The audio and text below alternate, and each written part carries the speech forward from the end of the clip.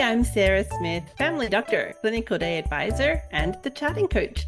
Welcome back to Sustainable Clinical Medicine podcast, where we're going to be interviewing peers or world experts who can help us think about our clinical day in a way that is more sustainable and create time for our lives outside of medicine.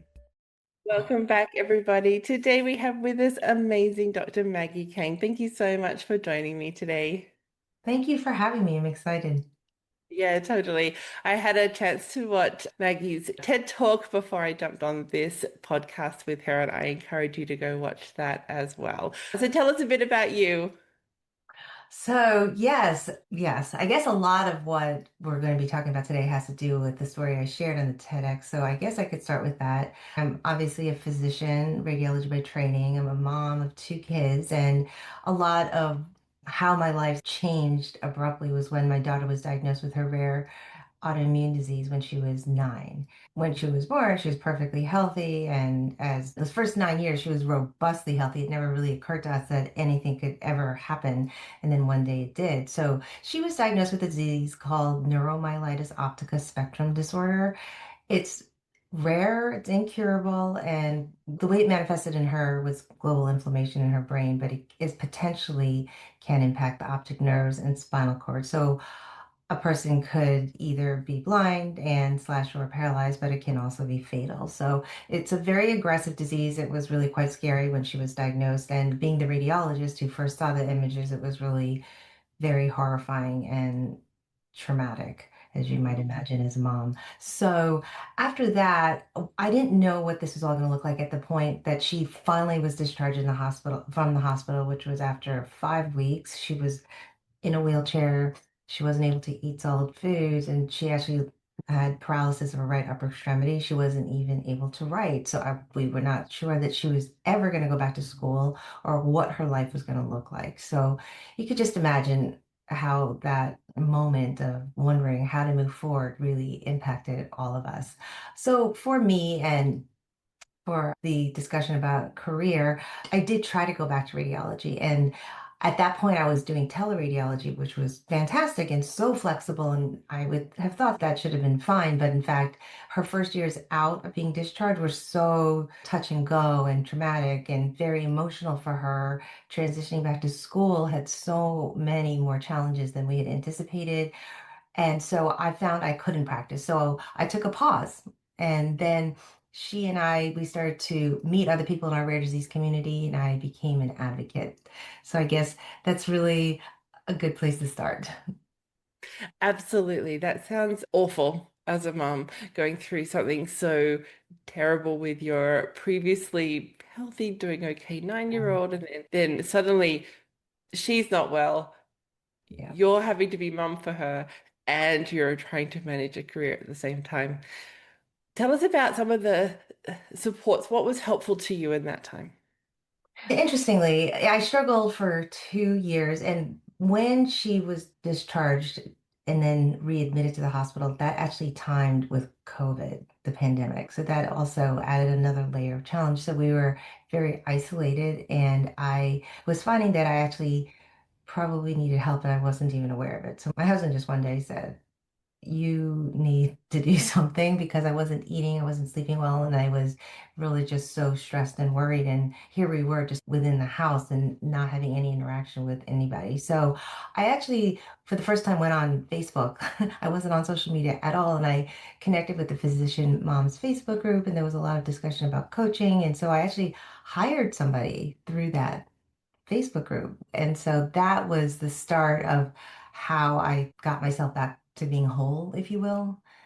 Hugely helpful. And obviously, as different than therapy. And at that point, I think I probably would have considered therapy, but I just didn't know how to access a therapist during the pandemic. True enough. Didn't things change with the pandemic and things became Right. fine? But yeah, you're right. Okay, so what I'm hearing is you're going through something really hard with your daughter's diagnosis and the additional isolation of COVID. So there's a lot of you alone, and you had somebody looking at you saying, "Hey, you're not well. Things aren't Yeah. going well for you." So you started at the point of connection with others. Yes, yeah. And that person was obviously my husband, someone who Yes. I deeply trusted, and I knew what he was seeing was absolutely the truth. So is your question about connection, like how that helped me? Or what was your So I'm noticing that connection is one of the Oh, antidotes for my feeling yes, suffering. To yes. be connected with other physician mums seems like an absolutely appropriate place to start. Right. I didn't even realize that that was what I was doing. But yes, when I was reaching out to social media, I think I was starting to need to find people who are experiencing something similar. And so we didn't actually find our foundation. It's called the Sumire Foundation for Now Neuroimmune Diseases. And it was at that time specific to my daughter's disease. And we hadn't found that foundation yet. But yes, human connection and being part of a community was hugely transformative. And so I agree with you there. Now, tell me about coaching because, like you said, you would have considered therapy, and I think that none of Mhm. us would have thought that was at all inappropriate, right? If Right. you're years into at this point, or I don't know if it was a year, but going Yeah. through a significant stress of having your little unwell. And so your And question, then found coaching. So I'm yeah. just curious with what was it that inspired you about the coaching? What was it about coaching that was different from what you'd been trying to do by yourself? Yes. Okay. Yeah. Sitting with my thoughts was really not helpful at all. And going back to the messaging that I had in my TEDx talk, that was actually the reason why I gave my TEDx talk was because I think that most people don't know to the extent that we create stories in our own mind that really don't serve us. And for me, my story, I think at the time that my daughter was diagnosed, I felt like because I was her mom, I was a physician, that I really should have been able to prevent this disease Mm. from happening, which of course doesn't make any logical sense because I didn't give her the disease. But for some reason in my head, I think I had a belief where I thought I should have picked it up sooner or perhaps come up with that diagnosis sooner, but it wasn't. And I think I was punishing myself for that without being consciously aware of it. And so I think that the real value of coaching was in helping me to unearth those beliefs that were below my level of consciousness. And so all the way up until then, I think I was just doing circles in my head, as we probably all do, in terms of just trying to, we think we're helping ourselves, but we're probably not. Yeah. Okay. So what I'm hearing is the guilt of should I pick this up earlier? Should I have seen signs earlier? I could have prevented this if somehow I'd done something differently. Yeah, And certainly standing here on the sidelines, we're like, come on, you I could have know. prevented this. But, but I hear your story Yeah. over and over again with the physicians who are in my circle who say, but a bad thing happened to my patient. Surely somehow I could have prevented it by being Mhm. available more, working Yeah. harder. I saw him every Yeah. time. And Yeah. so this, what you're describing, this internalized, not even necessarily noticing you're feeling, but wondering why you're just that's suffering Oh for my sure. gosh. And also understanding that there is a difference between pain and suffering was a very new concept to me. And so once I was able to step back, and I try to do that with any time that I feel like I'm creating a story of suffering, just parse out the truth, the facts versus the story that I'm creating. And it's been a very powerful tool for me. And I try to teach that to other people because I do know, and I think as physicians, we probably have that tendency, but as a mother, we have that tendency. And I tend to hear these stories a lot. So if you're a physician and mother, I wonder if that experience is even more compounded, that level of suffering. Perhaps it is. Can you walk us through your noticing of the story you were telling yourself and how you managed to remove yourself from that a little bit? Yeah, I think that before I hired the coach, I was not aware that was the story that I had created. And I think I was feeling a lot of shame around it. So I don't even think that I shared it with people. It was just my story, my pain, and I just trying to, or my suffering really. And I thought I should just keep it to myself. And so that, of course, makes it worse. But it was only in my conversations with my coach where I would say things and she would question them. And at first, when she started doing that, I looked at her like, why are you questioning the fact? That is what it is. Why are you asking me why I'm thinking that? And so I was like, because it is. Think that what were you thinking was true? That this was my fault. And she was like, why would you think that? I'm like, because it is. And I guess because I knew of this diagnosis. Most physicians had not at this point. My husband's also a physician. Most people don't know this particular diagnosis, but I was familiar with it. And it was in the context of radiology training where I knew, but it was only in the setting of a middle-aged woman with optic neuritis and all of everything was here and you would see an image there, and that was the disease. And I thought because I knew the disease, I should have put it together with my child. But the truth is, I wasn't aware of the pediatric manifestation of this particular disease. And so I just could not let that go and forgive myself for that. So in the end of this conversation with the coach, it took me a long time to really dig into why I thought it. But in the end, I realized, yes, you're correct. It's not fully logical why I would blame myself for that, but this is the way I feel. And so it was clear that the belief was still so much ingrained in me. And it took quite some time to keep unearthing it and questioning it and looking at it from different perspectives for me to fully understand that this was not serving me and to let that go. Okay, so how do you let that go? Because that I, sounds like a I know. the magic wand. I know it sounds so easy. And actually, sometimes it can be. Once some people realize that they're thinking something that's not useful, they can say, oh, I didn't know that, and just walk away. This one was harder for me to do that because I think I had a lot of, I don't know, it felt so deep in my bones. And that might also add a cultural layer because I think growing up, so I'm Korean American, and I think in my family, it seemed that anything that was wrong with the child was always the mother's fault. My mom would get blamed if any of us got sick or had some kind of an accident, and the same thing applied to her mother. And I wonder if that was like an internalized cultural beliefs. That's one level. Another level is probably just, I think as moms, we tend to take on a lot, and that I don't know if that's natural selection or competitively helpful so that mothers are extra protective of their kids. I'm not sure. But it was so deeply ingrained, and this one was very hard for me to release myself from. But I think probably it didn't happen overnight, and it was probably over the course of time that I was able to see that when I was able to partially release that thought, that I not only felt better, but that I could become a better caregiver to my daughter. It was only when I had those sort of pieces of realization that I could really say, oh my God, why was I there? That's not helpful. It's not helpful to me. It's not helpful to my daughter. It's not helpful to my family. Yeah. Okay. I heard you in the TED Talk say that when you had that thought that it's my fault, it just Mhm. feels very closed. Like Yes. you're wrapped in that thought and it's cocooning you and you're suffering.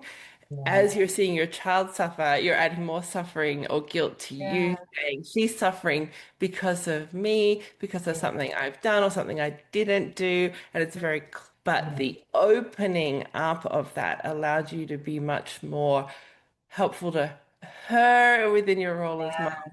helpful to navigating her course of this illness. And I'm like, that is so fascinating because we see our patients do that to themselves. We see ourselves do that against Mhm. ourselves towards our patients in our world. And I thought that is so very interesting that shame and guilt just close us into this cocoon. And we know this, that shame grows in the dark. It starts to poison us. Because of that cocooning, I'm not valuable to others. I'm not worthy of connection. It really closes us off from being able to participate. And so, yeah. Oh, thank you for listening so closely to it. I that was definitely one of the ideas in the talk.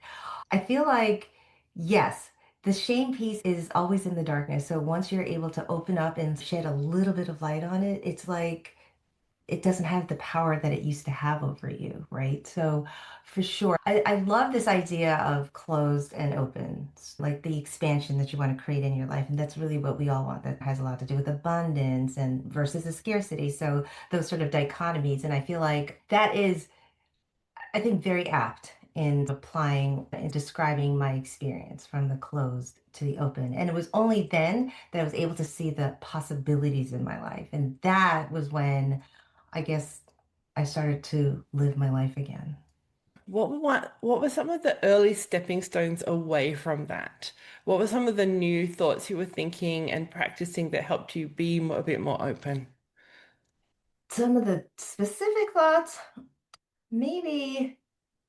I think it has something along the lines of the growth, because I feel like growth and expansion in my mind are very similar versus being closed. That's the opposite of that, if not more akin to death, sort of way. Hmm. But I think that when I started thinking along the lines of like, how can I support my daughter? Like, how is this happening for us? That just asking myself questions like that, where now there is this possibility that she can share her story. And she did end up converting her journal into a book to help other children who are experiencing chronic illness or rare disease diagnosed in the hospital. And that was also when, interestingly, when she was on CBS News, that the Samara Foundation found her. So it was almost like once you initiate the possibility and the openness of thinking by just asking yourself very simple questions and believing the possibility that there's actually growth here, there's a reason why maybe this is happening, and just being open to that possibility versus staying stuck in the guilt and the despair. That was what initiated a chain of events that continues today. So after Sumaira, the head of the foundation, connected with Nell, we became ambassadors to the Sumaira Foundation, and we started working with that community and meeting a lot of parents. And then I decided to certify in coaching myself, and now she and I do this work together. So all of that has brought tremendous reward into our lives. And so when I think back to that time when that happened, where when I thought basically our lives were over, and I guess in a sense they were, it was over in the way that I understood life to be. But Hmm. here we are once we were open to the idea that this could actually be okay. And what can I do to contribute to making this a rewarding life for us? That was the initiation of where we are today. So interesting.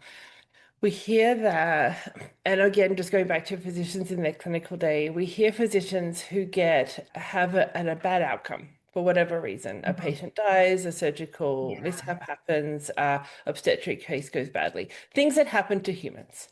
And they say, my career is over, and some leave Yeah. the career forever.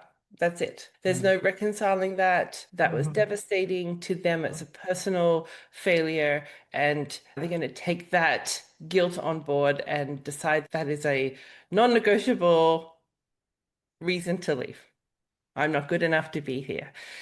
And then we see the physicians who have that experience because this experience is not uncommon to have bad outcomes because we're dealing with humans and human bodies fail us and human bodies get diseased. And we see that by giving tools and resources and support and connection to human physicians going through bad times, their career might survive, and it might be the reckoning of a new way of thinking or a reckoning of a new way of being within this career, having experienced something Yeah. devastating, but being able to say, okay, I noticed my automated response was, that's my fault. And then I got connected to someone who said, are you sure?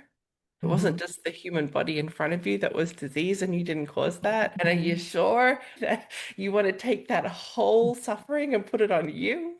Or what about if there's another way? And you're saying there's another way. And I think Mhm. that's so important. And you're saying it from the point of view of a parent and as a physician. And I think that's because you're tied up so much in love with this little person. I know. Yeah. This was a journey and a half.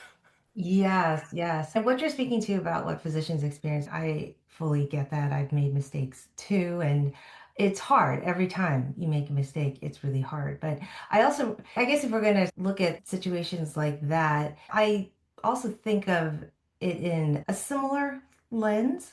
I think that if you stay stuck in the thing that you're blaming yourself for, I don't know why I thought of this.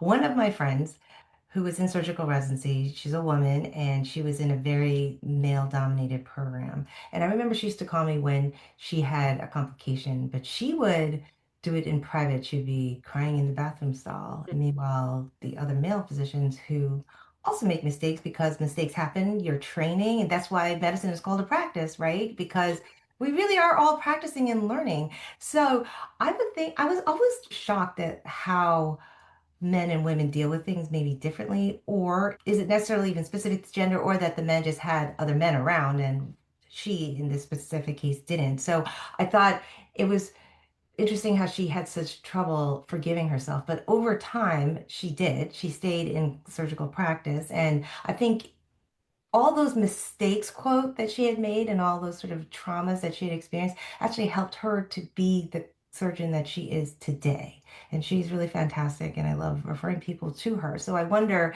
if it's like going back to your idea of being dark and closed and small versus it is, I think, the very same idea. Can you see the big picture versus seeing this micro moment, like where you have made this mistake and you think you're horrible, but nobody else around you is really thinking that because everybody knows that there's risk and you do your best and you get better. And that's just part of the practice. Yeah, yeah, yeah. And there's never any ill intent when those things happen. That's the really we gotta be so compassionate towards ourselves in medicine. Oh, absolutely. I feel like, and I don't know if it's because we all have very type A personalities and we're so perfection oriented that I think a lot of doctors don't speak to themselves in a kind manner. I didn't, and sometimes I Mhm. still don't. And I wonder if that's because of our training and sort of the way we are in choosing to go into this field. I'm not sure, but that is actually absolutely something very important to consider is being kinder to yourself, having compassion and asking yourself questions in ways that actually offer the opportunity to have a reasonable response versus why am I so stupid? That's not a good question because there's no opportunity for a good response versus what can I learn from this? What was happening in this particular day? Yeah, I see again the parallels with parenting that the stakes are high. This is a kid who grows up to be, hopefully, our vision when we have children is there'll be an amazing adult at the other end of this. So Yeah. a big childhood illness obviously is different from the path we had envisioned. And we hold ourselves at such high stakes as parents and as doctors because a whole human's life depends on me being an amazing mother. And so when we have these events happen, of course we're going to put blame back on ourselves of what didn't I do right? What didn't I do right that interrupted this vision? Right. This little human that I love to pieces I know, is I now know. suffering and having this Yeah. terrible experience. And so I can totally see why you immediately put that on ourselves, right? And that's actually something to question, actually, really the wisdom of doing that. Because I mean, we think it's like so linear. Oh, if we're the most amazing parent, they're gonna be the amazing kids. It is not always so simple. And also you And could nothing bad will happen to them if I just get yeah, it right and I do yeah. my job right and I'm there enough. Right. Yes, there is no simple formula to being that person. And the thing is, you could be a terrible parent and your kid could be amazing, right? It's Right. just And that feels so unjust when you're going through suffering with your kid. I know, I know, I know. But I think that that is actually something to question. Mm, That the thing, if we get short-tempered with our child, is that going to scar them? I would say very unlikely, and don't beat yourself up for we are only human. And possibly making mistakes like that is actually a good thing. And having the ability to apologize and talk about it could be really healing, right? So it isn't always exactly linear, as I said. yeah, no, you can see how we create these stories for ourselves, Yeah, which are not based in truth and is not the perfect way to create safety and no harm for it's our patients, for our children. But they're stories that we've created and we've never had them potentially questioned. And so when right. things don't go as per trajectory, we have Yeah, nothing to fall back on. So what you're right. describing are these amazing skills of saying, what was your story saying about being a Yeah. parent and your child's life, or being a doctor and your patient's progress? What was your story saying about that track? Then something happened, and now you've got no backup. story tell you Mhm. how to go forward with this now that something different and difficult has happened? It's yes, and I think this also speaks to this idea of sustainability that you talk about a lot on the podcast, is that is in the long term, clinging to stories that make you feel small and feel shame or guilt, it feels heavy. That's exhausting. Imagine just having a tool to question your stories and lift yourself out of that a bit and having that sort of incrementally increase over time. I feel like that creates sustainability. Oh, I like that. Absolutely.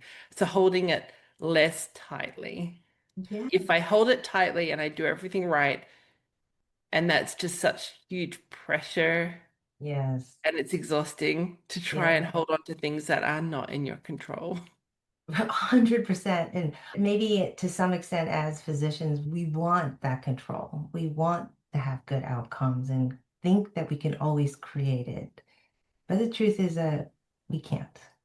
And then having alternative Mhm. ways of managing the day that feels lighter and Yes. more sustainable long term. Yes. Yes. And just to back up and clarify, I know that we had talked about the idea of pain and suffering.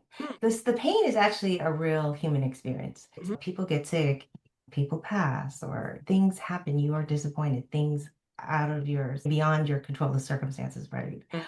But the suffering is the added layer based on the stories we create about it. So I just want to make that clarification in case nobody, if you don't listen to the TEDx talk, that's actually the point of it. Okay, so let's clarify this some more. So painful is having whatever the pain is. Yes, your daughter is going, has new symptoms, is very sick. You're supposed to feel Mhm. devastated pain Yes, around that. agree. Yes, That is I love not a good that. experience. We don't turn that into a good experience. We are not happy our kiddo is not well. Yes, correct. You feel pain as of any mother watching their child suffer. It feels painful. The grief of the person that she was and her ability to run around free. She's not that person anymore. She's on forever meds and she has an incurable disease. This is our situation. And that is at times so painful. But that's Hmm. part of my human experience because I choose to love her. And it's like becoming a parent, there's a lot of emotion. And Yeah. pain is one of them. And that is part of our experience. And that's okay. It's just the suffering that you don't want to layer on, and that's the part that sort of keeps you stuck. The suffering of, The I should story. have done more. I should Yes. have been there more. If I hadn't done this, they wouldn't have had that happen. Yeah, this is my That's the fault. added suffering that is optional, Correct. Correct. which sounds like you said at the very beginning that when you first heard that suffering is optional, you're like, what? What? What? I know. I was thinking, okay, all right. I don't really get that yet, but let's keep talking. I just remember having a lot of doubt about it. And so you should, because your whole world has been up to this point, if you do everything right, things will go well. Yes, it seemed to be that way, right? You study for an Hmm. exam, you do well. You want to go to medical school, you go. You want to have a child in a family, you have one, right? Mhm. That was the way. It wasn't. Then something happens, a bump in the road, a terrible, traumatic, painful experience, Yeah. bump in the road. And suddenly you're like, clearly I didn't follow the rules right. Clearly I didn't do enough. Clearly I didn't Yeah. study hard enough. Clearly I wasn't attentive, home enough, Yeah. present at bedtime enough, whatever it is that we're doing to guilt and shame ourselves Right. terribly and add a layer, like suffocating Yeah, levels it of feels suffering. like that, actually. Yeah, it feels like that. Okay. And then just the ability to hear from somebody else that you don't have to suffer like that. You don't Mhm. have to smother yourself in guilt. That's not helpful to your daughter getting better. And it's not helpful to your health. It's not Right. helpful to your function. You need to eat because you need to be here for your daughter. Your permission to eat, permission to be, let yourself off the hook. It wasn't that you weren't home enough. It wasn't that you didn't attend every blah, blah, blah for the child at school that caused this. It's also Yes, your fault. it's all of that. And then allowing yourself to let that nugget sit there for a while. Because I'm sure you didn't just leave that session and go, oh, I'm better now.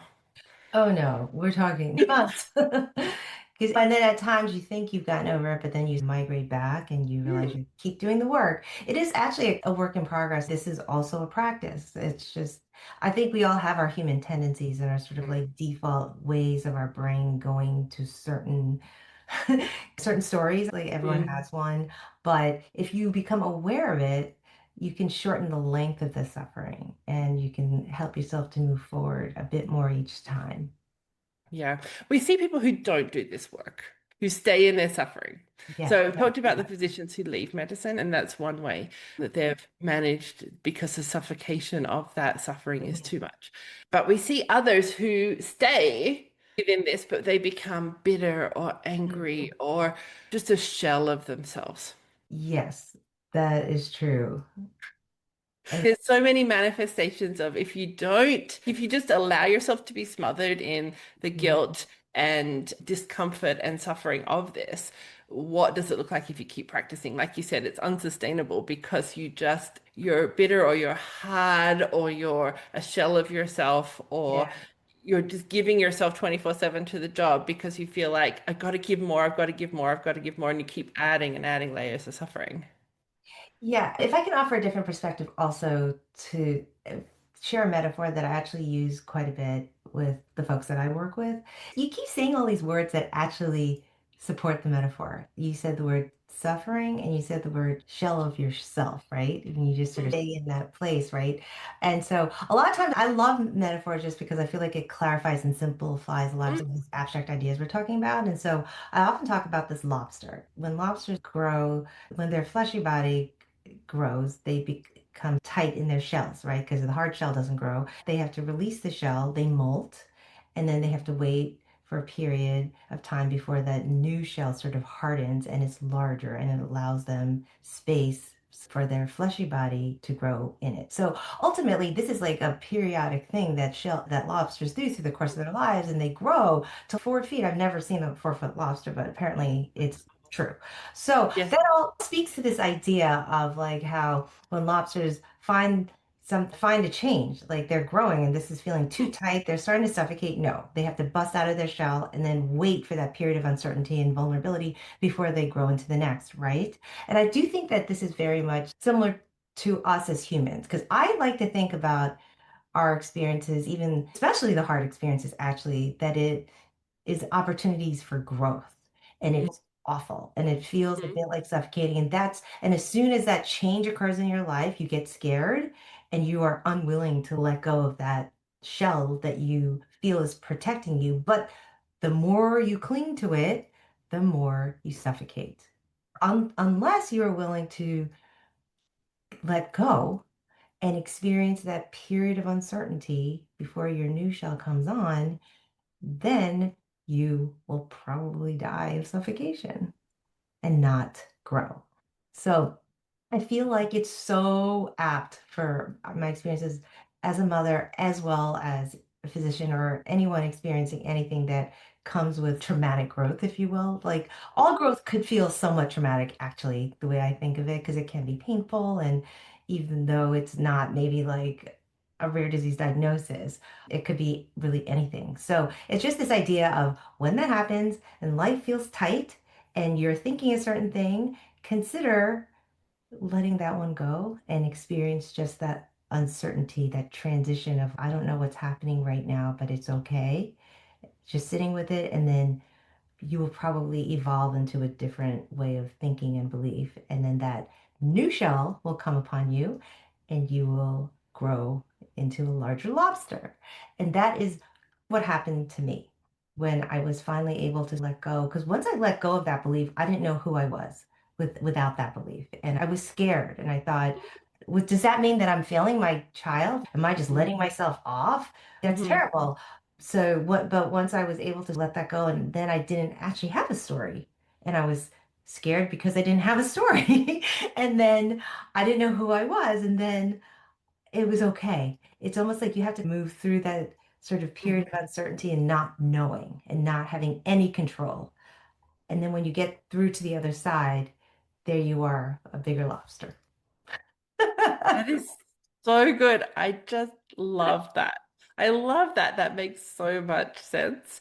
And it's so true of feeling that tight restriction of something happened to have to bust out of that and then learn new ways of helping yourself. So good, Maggie. Wonderful.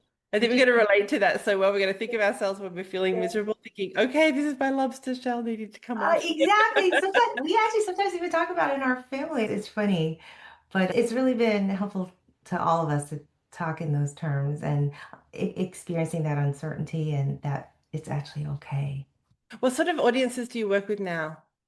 Mostly moms of kids with either chronic or rare diseases or any chronic challenge. I've had moms reach out to me even with kids of intense anxiety or learning differences and how to navigate life with a new diagnosis.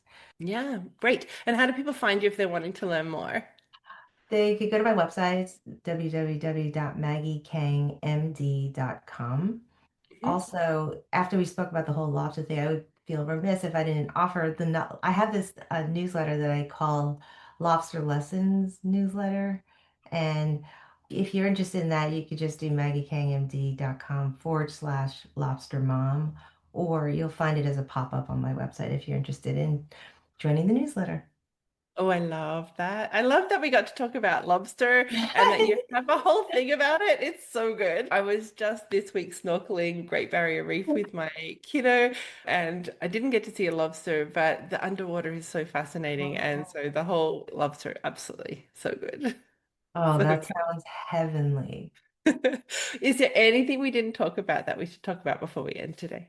If anybody's interested in my daughter Nell's book, it's called My Hospital Story. If Oh, yeah. you're a physician who works with other young adults or teens, this book could be really helpful. Or some people just like it just to read it with their children, just to share different experiences of other kids. So I really love And her that. name?